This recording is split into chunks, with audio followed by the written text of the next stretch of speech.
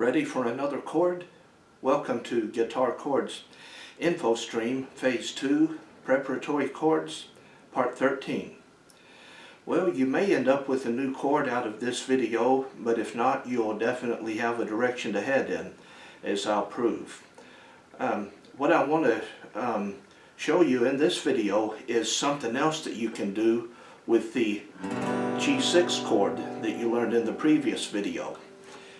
If you can hold down the G6 chord with your third and second fingers here, but on the first string, reach down with your first finger and make a note at the first fret,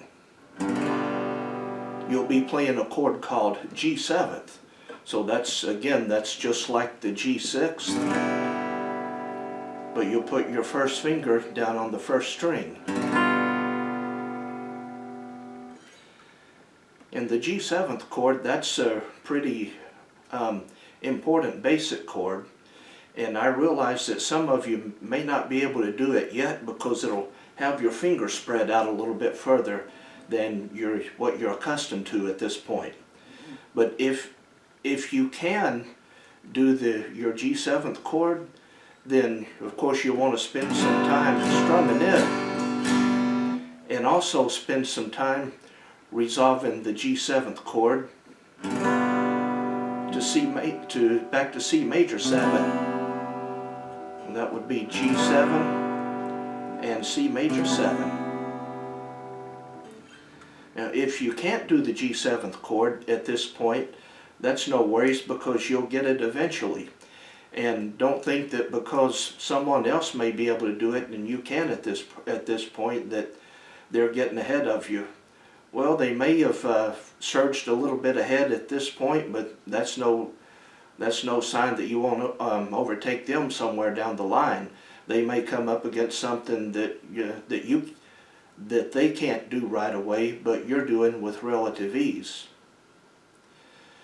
So, if you can't do the G7th chord at this point, then what I would have you to do is spend some of your practicing time or playing time, however you want to classify it, spend some time making your G6 chord, and then put your first finger down on the first string at the first fret and try to convert the G6th into G7th. So that'll give you something to work on. And as always, please be mindful of your tuning and just keep at it. You're really coming along here. You've got a pretty good arsenal of chords, and we're almost done with phase 2. And in phase 3, I got some better chords for you. But you're doing fine for now. Just keep at it. If you're picking the guitar up and enjoying the sounds of these chords that you're learning as you strum them, you are winning. You're getting there, no doubt. So that's it for Part 13, and when you think you're ready, go ahead to Part 14, and I'll show you something to do with the C major 7th chord.